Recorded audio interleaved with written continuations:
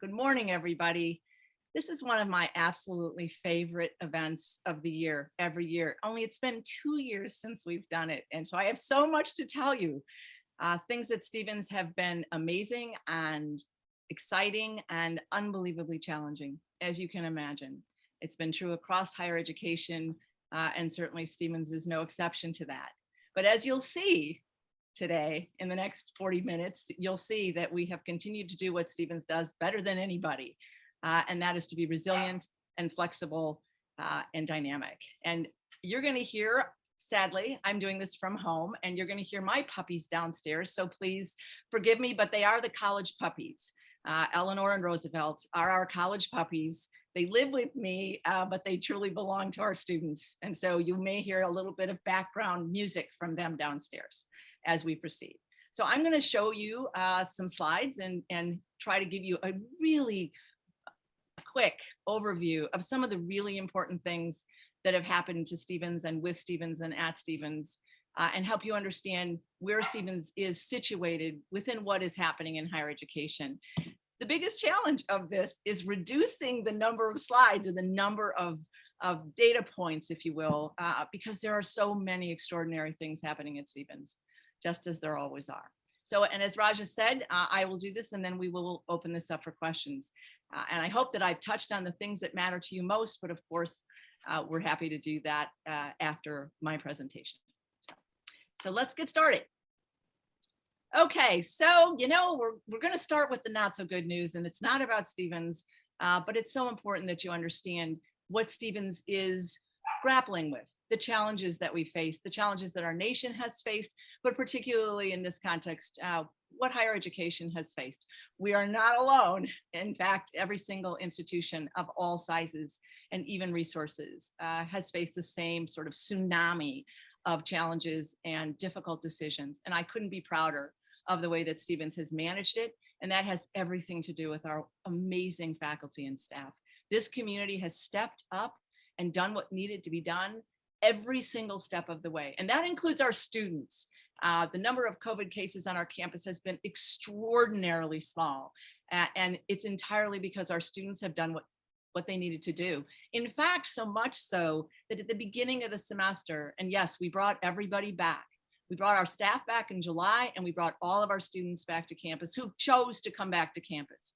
We taught all of our classes in dual mode. So we were on Zoom and we were in seat and in spaces like the gymnasium and in spaces like the ballroom where students could be safe and socially distanced. But our students went to Laura Nunley, our student development vice president, and said, we don't want to have guests on campus.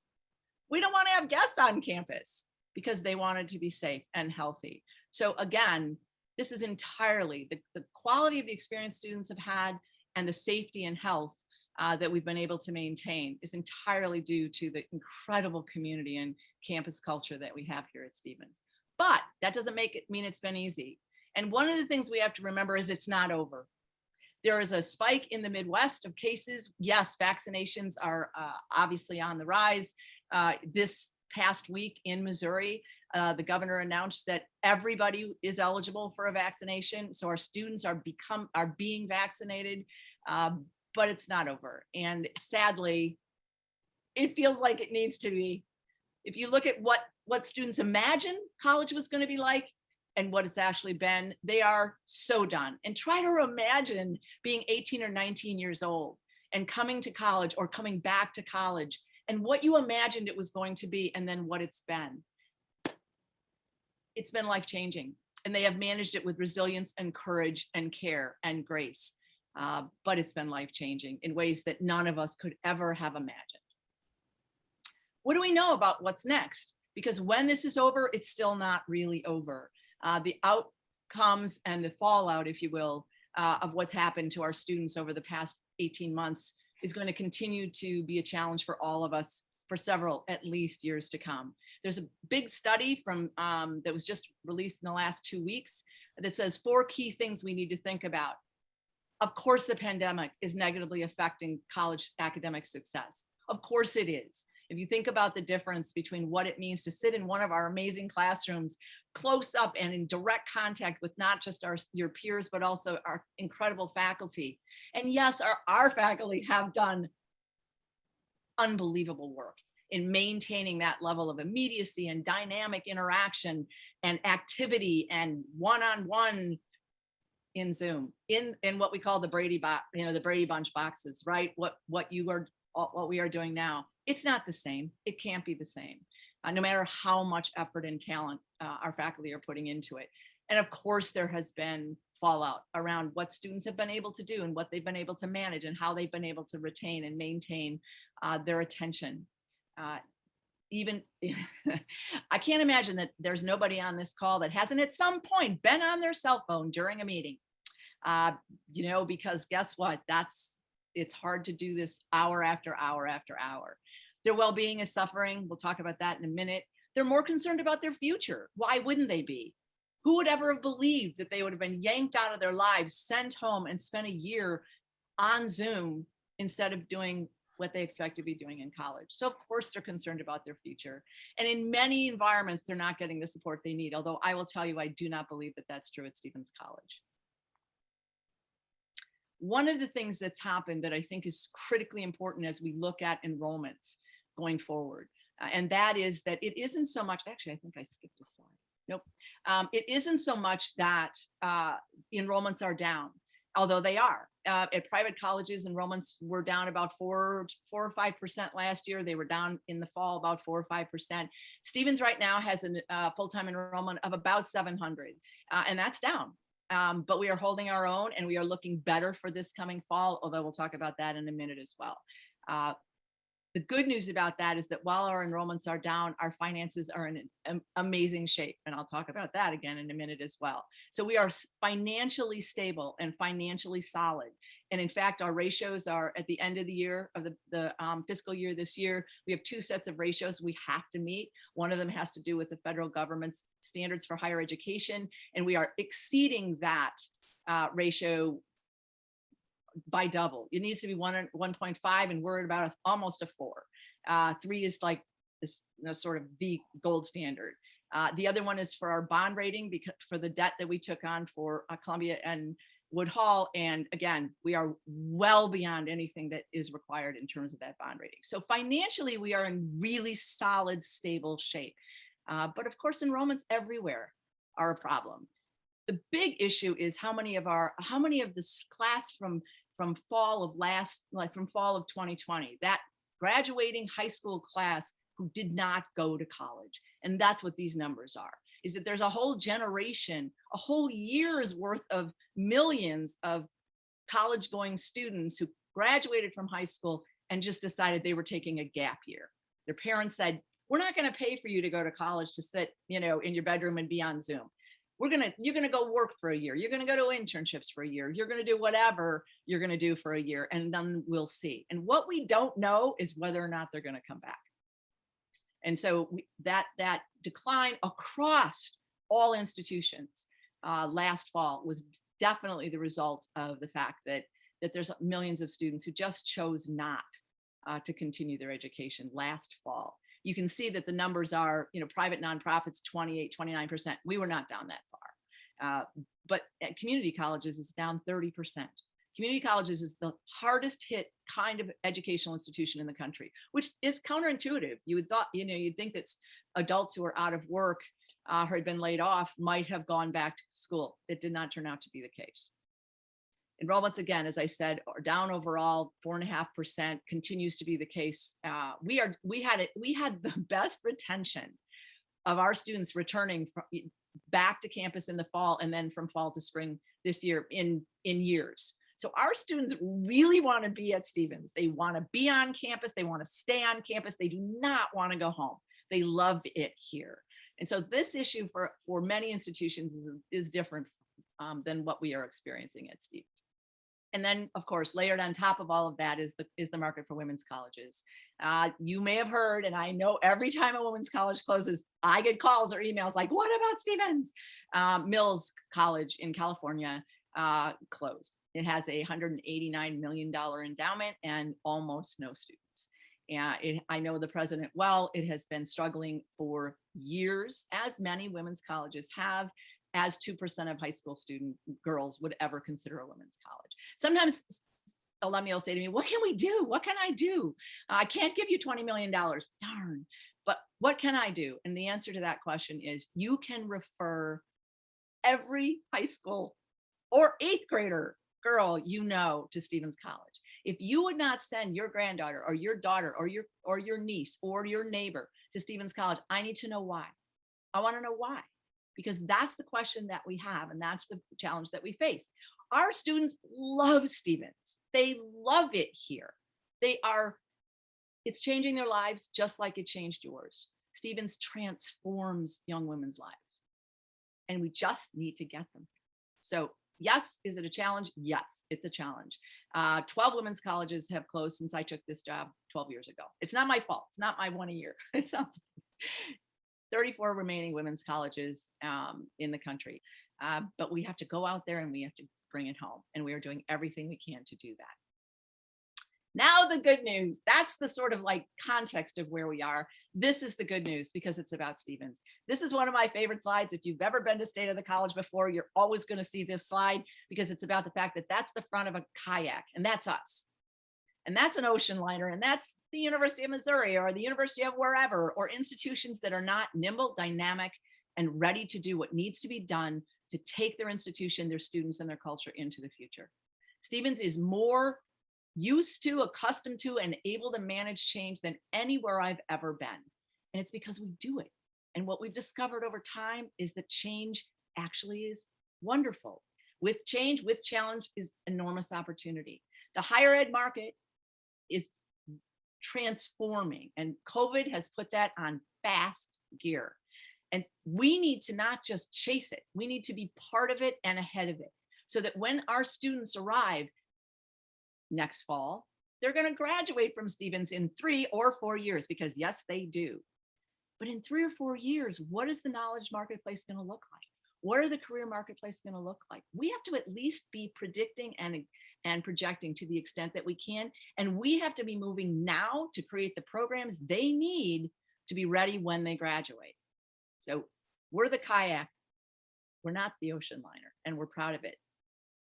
One of the things that's so important that we've done, of course, Black Lives Matter and the whole crisis, cultural crisis around race and diversity, equity, and inclusion has prompted institutions, organizations, the world, I hope, to look at themselves and each other through a new lens of equity, diversity, and inclusion. And Stevens is so happy and proud to have hired, sadly it's first, but I will tell you, an extraordinary director, Shashawn Dial, who is an alum, who loves and knows Stevens inside out, who remembers with great fondness and pride her experience here and the ways that Stevens helped her become the woman she is. And she is one heck of a woman. And she has been working with us, inspiring us, encouraging us, educating us every day.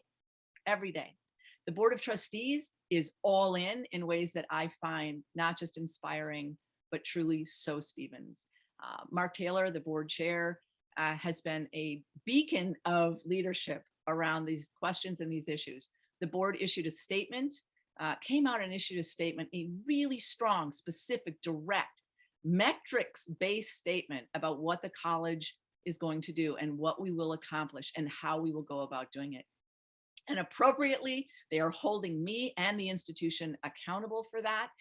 We have established a schedule of when we will report back the progress that we're making, the things that we are doing. There is I wish I could spend the whole time talking about this, but there is a report. We will issue an annual report every year, obviously annual, to the board and to the community about the progress we've made. And that is on our website. And I know you're not going to be able to see the I don't expect that you can do the link, but if you just type in commitment to diversity, equity, and inclusion, it'll come up. You can find it on the website, but that's the easiest way to do that.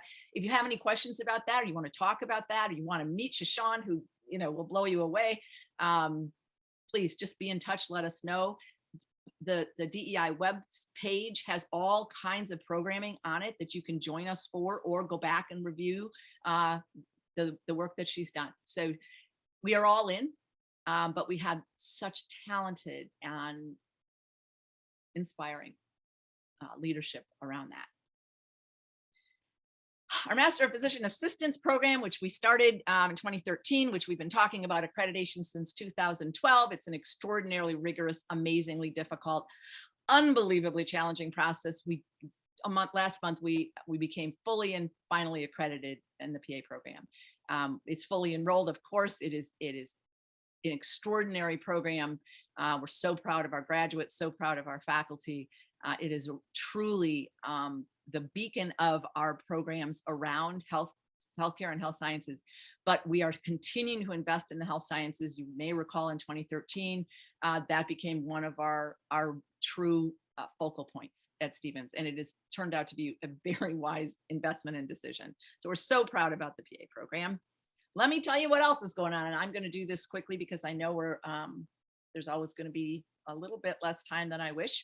We are starting a new business program, business administration. You may recall we used to have a business administration program, but we have not had one certainly since I've been here. And so we have decided that we are going to do it, but of course, just like Stevens, we're going to do it better than everybody else. And so we have a core group of business classes, and then we have concentrations.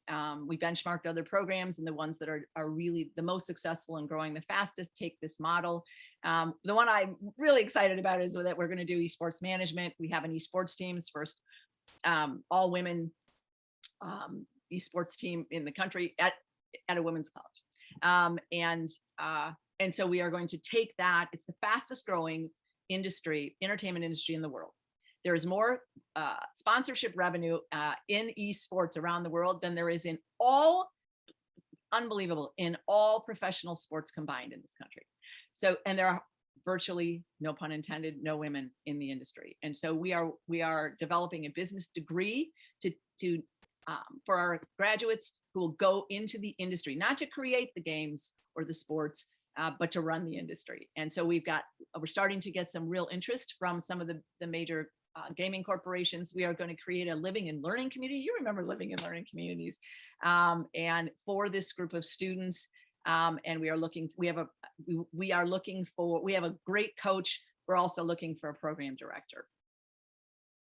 Bachelor of Science in Nursing, talking about health sciences. So I always said we weren't going to start nursing program because there are great nursing programs in town. But so we decided we were going to do that, given the demand for nursing, but we were going to do it better than everybody else. Jim Sinek, who's a board member, was the CEO of Boone Hospital. And so I walked into his office one morning and I said, Jim, let's start a nursing program. And Jim, bless his heart, says yes first and said, what do you mean? Let's talk about that. And so we did.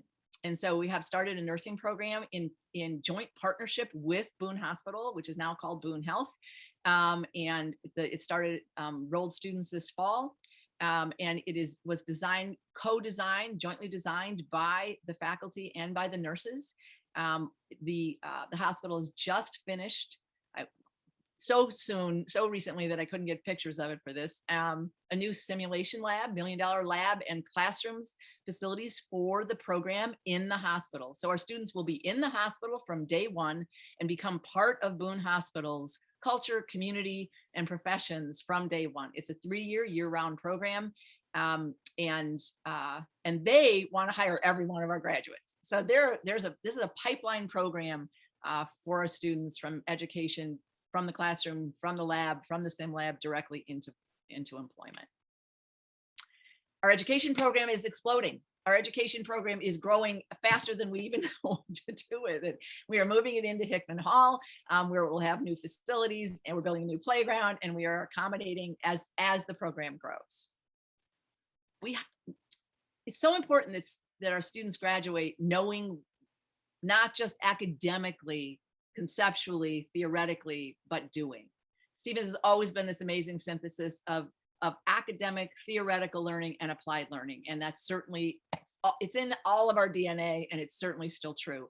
Our communication design program, which includes graphic design, publication design, event conference management in some ways, has created the agency, which we now have literally a professional agency where all of those students come together, work together for real life clients. We've done it in Creative Inc. We've done it in some ways with Stevens Life. We've had those experiences, and now we have an amazing director who's a recent alum, and driving that coordination, driving that synthesis, if you will. It's an amazing, great program. It's downstairs we've renovated the space downstairs in what you will remember as the Visitor Center. We decided that we need to expand our networks. I've been on the board of the Lillian Copenhaver Center at Florida International University. It's for women in communications, leadership in communications. And so this year, through the agency, in sort of as part of the agency, we've become a satellite site of the Lillian Copenhaver Center, which gives our students access to literally thousands of professional women who are associated with FIU and the center, in networking opportunities and global opportunities. They have a big conference every year, which they didn't have this year, they will have next year, where our students will attend and participate. It just gives them a different level of connection beyond our amazing Stevens network, associated with, again, the degree programs that we have associated with communications.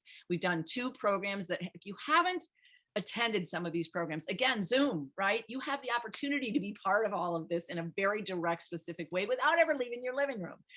We've done 2. They've been so well attended, so remarkably professional, very high level. I had an alum get in touch with me and say, this reminds me of when I was at Stevens, in the best possible way.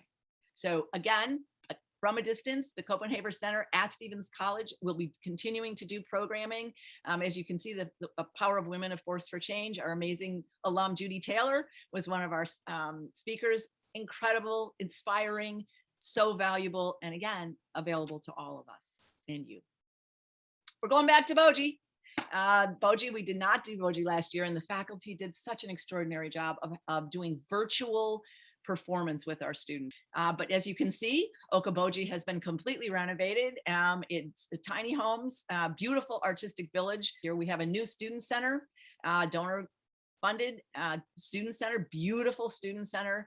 It's a beautiful campus, a beautiful place for our students to live, learn, act, and become themselves. And so we will be back at Boji this summer, a little bit of a shortened season. They're just announcing the season. And our students, many of our students didn't get to go last year, decided to defer graduation in May and graduate in August so that they could do a Boji summer. So we are one of the very few institutions left that still has a professional summer theater. And if you are driving, you're vaccinated and you decide to get out in the world, come to Boji this summer. Many of you know this already. I was at the happy hour last night talking about it. Stevens is going back to its future, and we will be admitting men to our performing arts program, which is becoming the Conservatory for the Performing Arts starting in August of 2022. Many of you will recall that Stevens was for 45 years a women's college with a few good men. And we are going back to becoming a women's college and a conservatory for the performing arts with a few good men. I'm more than happy to spend as much time as anybody wants to going through the details of that. But what I would tell you is that the faculty, the industry, our benchmarking, higher education tells us that to be the best performing arts program, college performing arts program, it's absolutely essential that we have men in our classrooms as well as on our stages. Our women need to learn the differences about what it's like to act against and to learn to act against and with in collaboration with men. It's just, that's the nature of the industry, which is why we did it for 45 years.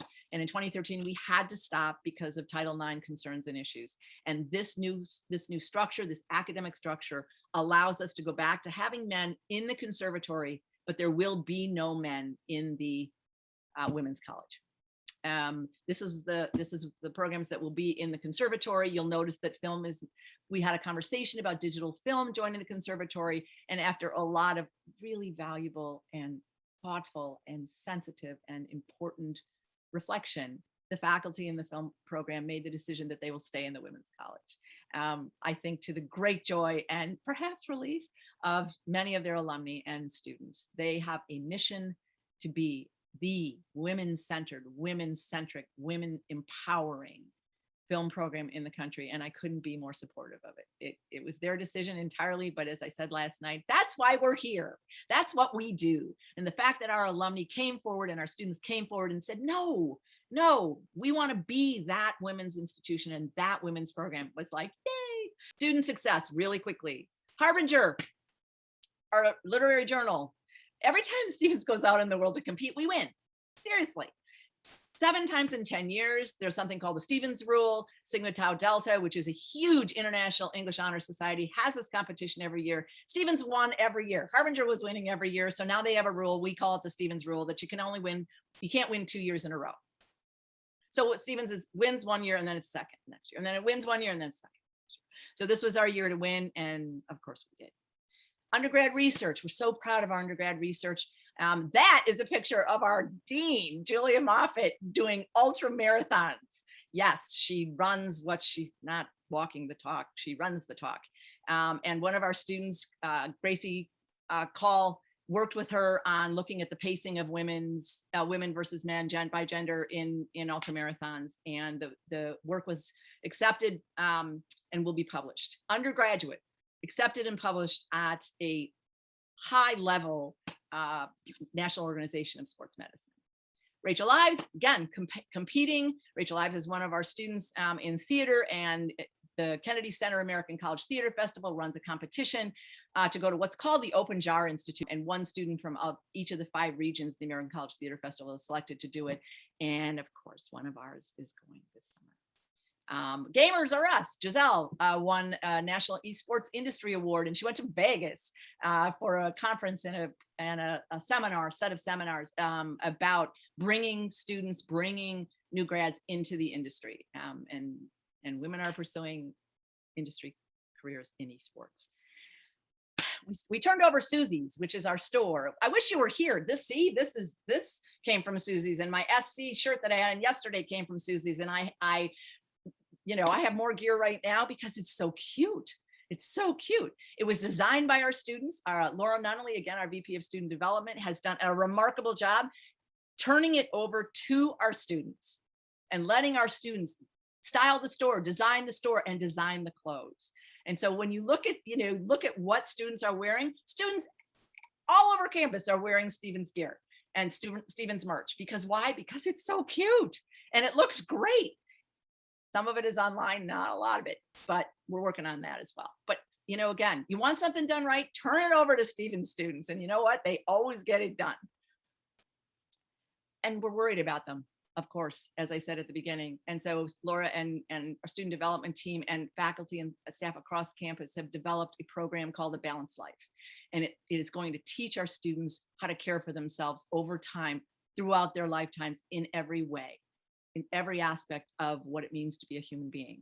And the research comes from Myers, Sweeney, and Whitney, and we're grounding it in research. But there's obviously the elements of what it means to be a human being, and we are developing programming and support systems around every one of those aspects so that students come to understand themselves in a more complex and comprehensive way, and won't have to wait till they're 45, as a woman and think, what's wrong with me or what's going on with my life? We're going to teach them how to think about those questions constructively, creatively, and with care while they're students at Stevens. Really excited about this program. And you're invited. This goes back to joining us. One of the silver linings of COVID is that we've learned to do this. Is it a replacement? No. Do I wish you were here? Yes. Do I wish we were over in the theater the way I usually do this, or over in the recital hall? Yes. Do I wish I could walk you over to Susie's and let you buy merch? Yes. But you know what? Since we can't do that, it doesn't mean that this doesn't give you an opportunity to become a more active, engaged, constant member of the community here at Stevens. We are doing such incredible things, and the programming is world-class and gets better and better and better. So please, you can get online and the information is all there. Look at our events calendar, look at the programs by program, look at Facebook, look at social media. The information and the links are always there. You are invited to join us because you are us. You are Stevens. And as a community, as a campus, as a culture, we need every single one of you to be reminded as often as we can remind you of what this institution and this campus and this experience meant to you, what it's done in terms of the kind of person you've become, the reason that you are here now, the reason that you're taking this time on Saturday morning to listen to me and to join us is because Stevens matters. And it mattered to you, and it's mattered to the thousands of graduates, men and women, over the years since 1833. And it continues to matter just as much to our current and future students. Broadway comes to Stevens. So again, going back to what our faculty in our conservatory program, we've always had amazing faculty in our conservatory. I mean, in our performing arts program, always world class. And that's certainly still true today. They have networks and connections. And so we have a program of Broadway stars doing master classes at Stevens. And this morning, Jen Hemphill, who's the program director for performing arts, sent me this picture over here. Look, CNN. There we are on CNN, the Broadway Masterclass series on CNN. So join us. There again, you can look it up, look at the site, just type in Broadway Masterclass. It'll show you the links. It'll invite you in. And commencement. We're doing commencement in person this year. We didn't do it last year. We couldn't do it in the spring. And then I promised we would do it in August. And when August came, the health department wouldn't let us do it. And so we didn't. And it was heartbreaking. It was one of the most heartbreaking things about the whole year for me, because I promised and for them. And so darn it, we were going to do this no matter what. And we are. And so we are going to do it we couldn't do it on campus. We couldn't do it on campus and let the students invite as many guests as they want to. We have one student who wants to bring 28 people. You know, you only graduate from Stevens once, or maybe I'm going to grad school, but most of them 5, 8, 10, you know, they want to bring the people they love. And so we've relocated from campus, from the Missouri Theater, which is where we typically have it. Can't do it there. That's not available in terms of the numbers, and out to a stadium in town where we can allow them to bring the numbers of guests that they want to bring. Our graduate students, because there's so many fewer of them, will graduate on campus, and we may have to have multiple ceremonies. We're still working through that. But it will be online, it will be interactive, and we would love it if you would consider being with us, particularly for the ones on campus. And this is me thinking about the future. And I mean it. When I first saw that, I was like, that's how I feel inside when I talk about Stevens College. And that's how you should feel inside when you talk about Stevens College. We are as strong and dynamic and important as we have ever been. And we've been here 188 years. And because of everything I've just shared, and because of you, and because of the incredible faculty that we still continue to attract, I truly believe with your help, with your support, with your engagement, with your recruiting, we will continue to be here for another 188. So thank you very much. And I think we are now ready to address or answer, to the extent we can, any questions you may have. The first question comes from Emily. Are trans and non-binary students able to enroll in the conservatory program? Yes, the conservatory program is co-ed, which means that it will be open to students of every sex and gender. So absolutely. Mm-hmm. Joy Katzen-Guthrie. Hello, Joy. Is the number of men limited in the performing arts program? No, it can't be. Again, we are operating under the guidance and requirements of Title IX, and Title IX is the federal law, which we embrace, that says that it is illegal to limit educational opportunity based on sex. And so we can't do that. But that said, what I would tell you is that about 60% of college-going students are women, and that while I do believe that the conservatory is going to be of the quality and nature that it will draw male students, our history of 45 years tells us that it's a very special man, 18-year-old boy who will apply to come to a women's college, even a co-ed program. I don't I'm not concerned that we are going to have a majority or sort of a rush of men joining the conservatory program. Our goal is that it will be balanced over time. But the other thing is that it's also important to know that the majority of students interested in theater are women. So I think just demographically, it's probably not going to be an issue or a problem, but by law, we cannot cap it. Kathy says, could you say a little more about the Copenhagen Center, where it's housed, who it serves, and how does it serve? I'm delighted to do that. Lillian Copenhaver is a woman who has been an extraordinary leader in higher education and in marketing, communications, media, and for decades. And I've known her. She was a role model for me when I first started as an academic in the industry, in the discipline. And so over the years, I've developed a really strong friendship with her. And she started a center at Florida International University, which is, as you may or may not know, it's in Miami. It's the fourth fastest growing institution in the country. It is by far and away the most Hispanic serving institution in the country. And so she started a center to provide support, opportunity, scholarships, training.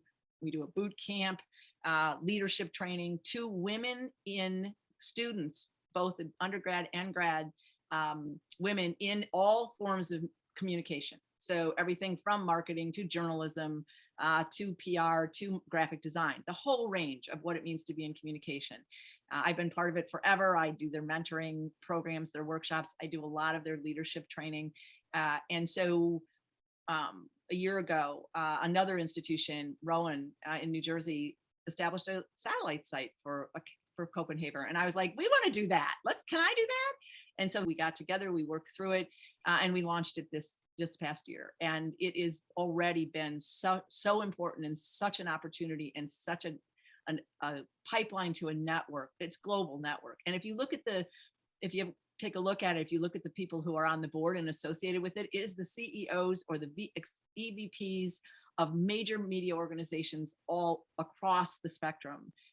Susan Goldberg, who's the CEO and exec president of National Geographic, for example, is one of the women on the board, and she hasn't been to see us yet, but she's coming.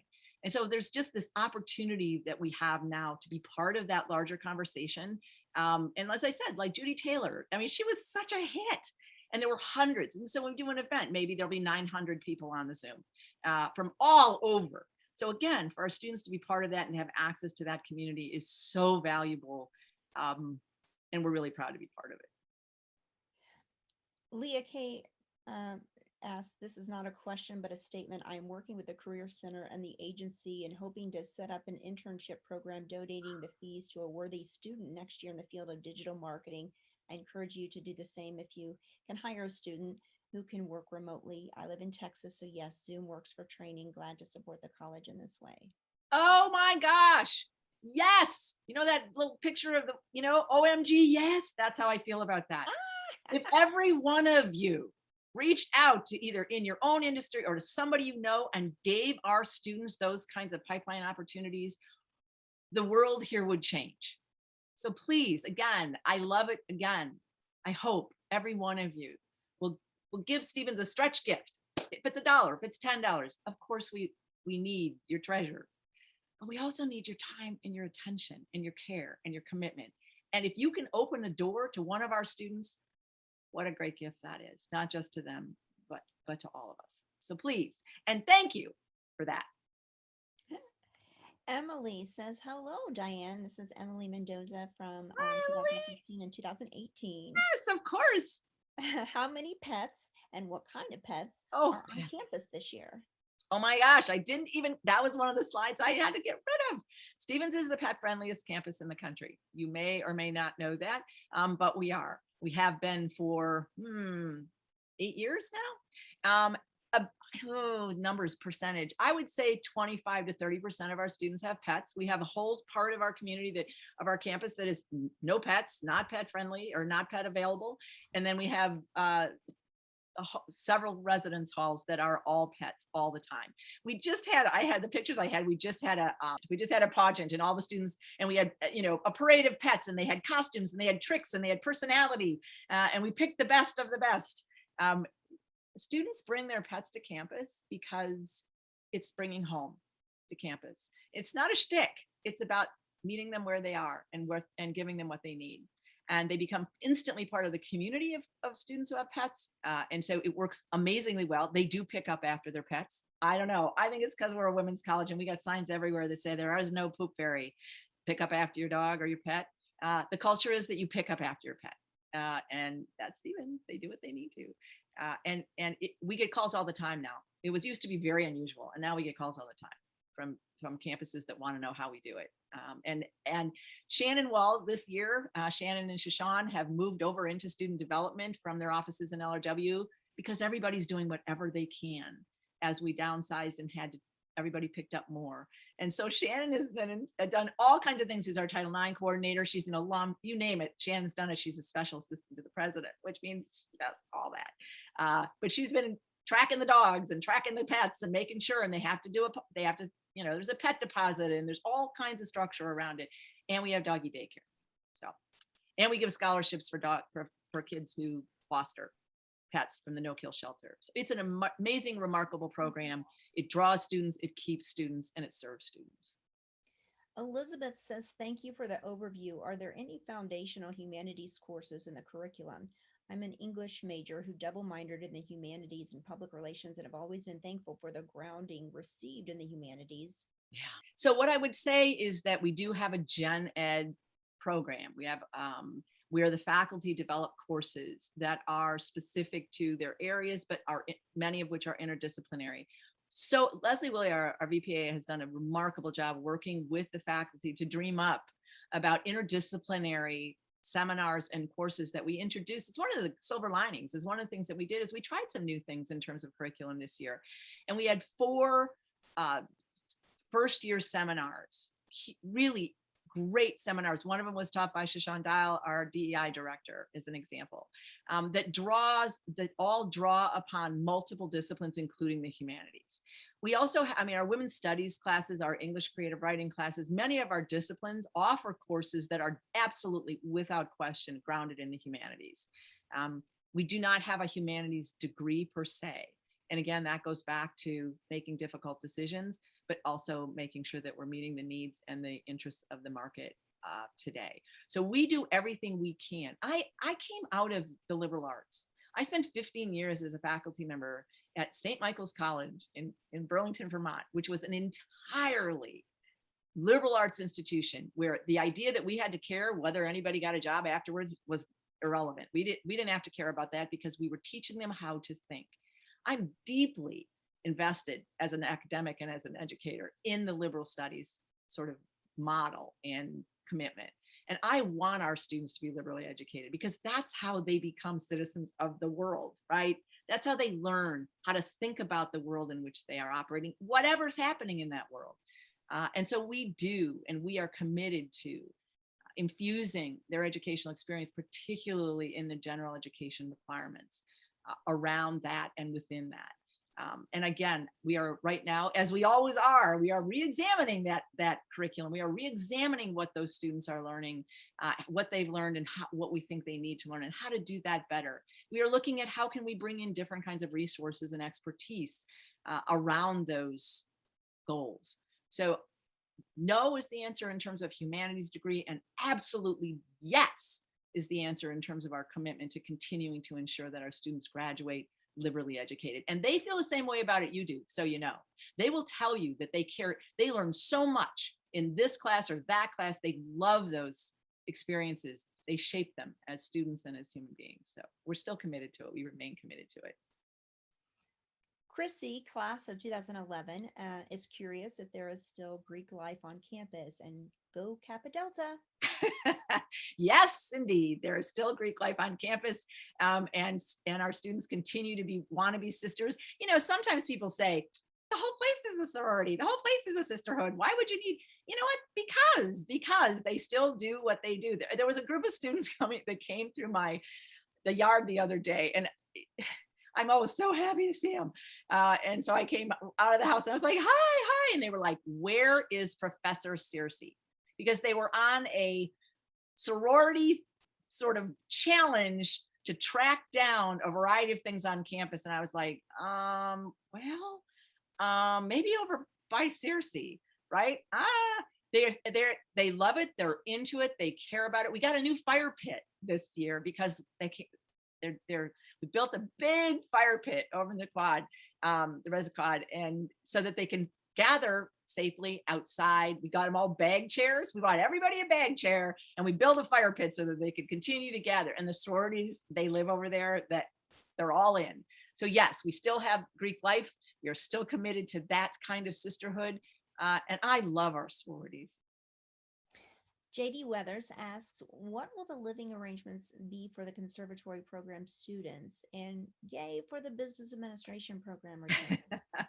Good, I'm glad you are all happy about. We are too. We are still in the process of identifying the residence halls that will be open to men. We again, you have to offer them the same opportunities as the women. You can't discriminate, but we can identify areas of any particular residence hall. So we are looking at that. We are going to locate the conservatory on the historic quad, which means over Hickman. That one half of Hickman will be the elementary school, and the other half of Hickman will be one of the sites of the conservatory. Senior Hall will be the other site of the conservatory, and of course the theater.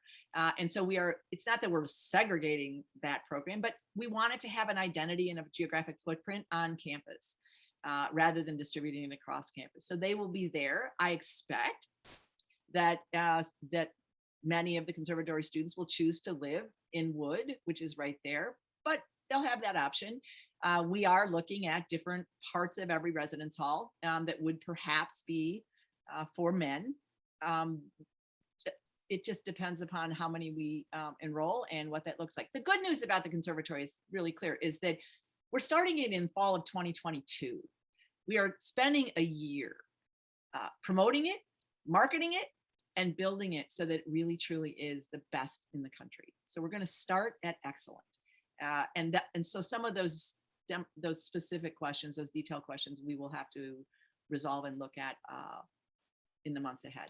But they will be in our residence halls if they choose to be. And as first year or second year students, they will have the same requirements as the women, which is they have to live on campus. So we expect that they will be there. The other thing you should know, though, is that we've had men in our residence halls. We bring in guest artists, we bring in male actors. So there are times when we have had men on campus. Women don't mind. They don't want to necessarily have them next door, and we won't, and we won't do that. But current students don't seem to be concerned about that. When we announced it, I was actually concerned that our current students would be worried about it. No, they don't want men in their classes, in the women's college classes, which we used to do when we had men on campus. They don't want men in their classes, and I agree completely. And there won't be men in the women's college classes. Any last words that you would like to say, Dianne, as we get ready to close? Thank you, Rajah, and thank you all. Thank you for being Stevens. Thank you for inspiring our students, for reaching out to them, to giving them that helping hand that somebody, I'm sure, along the way has given you.